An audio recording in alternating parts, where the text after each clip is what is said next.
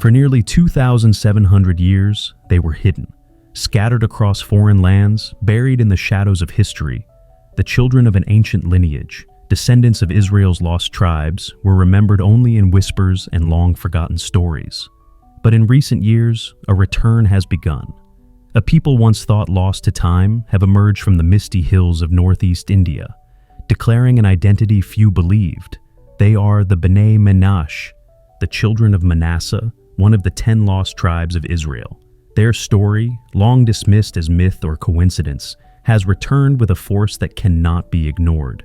In 2005, Israel's chief rabbi officially recognized them as descendants of the ancient Israelites, and the world began to pay attention. In regions of India known as Manipur and Mizoram, tucked between Myanmar and Bangladesh, this community has lived quietly for generations, with a deeply held conviction. Their oral traditions are clear and unwavering. They descend from Manasseh, the firstborn son of Joseph, who was one of the 12 patriarchs of Israel. Though they lived thousands of miles from Jerusalem and had no access to Hebrew scriptures or Jewish institutions for centuries, they maintained a lifestyle filled with echoes of biblical Judaism. Their practices included Sabbath observance, dietary laws, circumcision, ritual purity, and festivals resembling Passover. How could such ancient customs survive in such an isolated place? Could this be more than cultural memory? Could it be prophecy unfolding? To understand the roots of this mystery, we journey back to 722 BCE. The Assyrian Empire, one of the most powerful in the ancient world, conquered the northern kingdom of Israel and exiled its 10 tribes, including the tribe of Manasseh. Unlike the exiles from Judah who later returned to rebuild Jerusalem, these 10 tribes were scattered and seemingly lost. But Scripture does not call them lost. It calls them scattered. This distinction is crucial. To be lost is to vanish without trace. To be scattered is to be preserved, hidden, awaiting a time of return. The Bnei Menashe trace their journey across history's rugged terrain. They believe their ancestors traveled eastward through Persia and Afghanistan, crossed the Himalayas, and eventually settled in the dense forested hills of northeast India.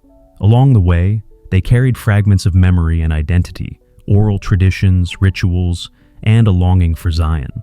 For centuries, they lived without Torah scrolls, without Hebrew, and without rabbinic teaching, yet their practices bore an uncanny resemblance to those of ancient Israel. The retention of these customs without written guidance mystifies scholars and theologians alike.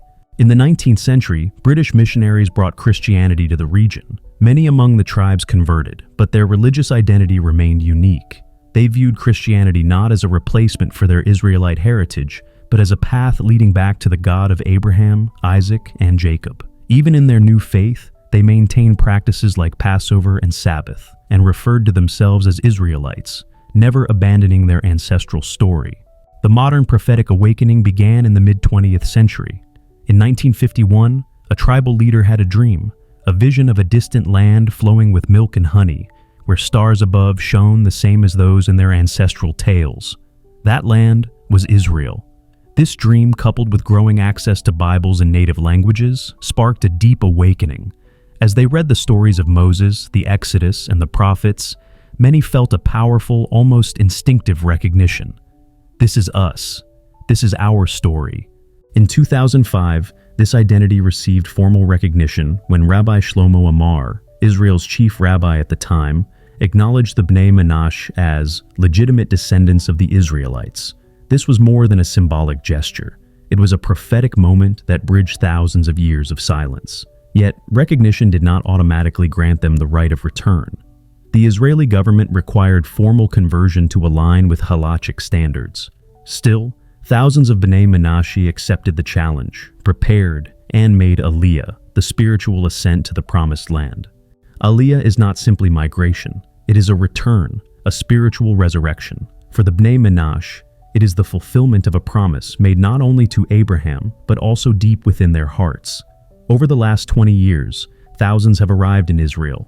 Their journeys were marked with emotion. Some arrived with song, others with tears, all with hope. One such story is that of Sarah Manis, a 78-year-old woman who left behind 5 children in India to reunite with her daughter in Israel. Her face bore the marks of age and longing, but her eyes sparkled with joy. "I'm not leaving home," she said. "I'm returning to it." Yet, their journey is not without trials.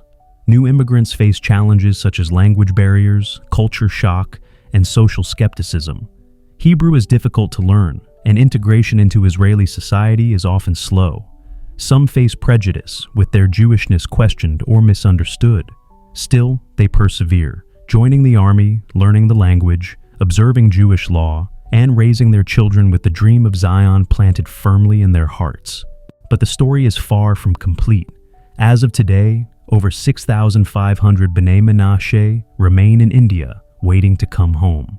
In the spring of 2023, their hopes were shaken by violent ethnic conflict in Manipur.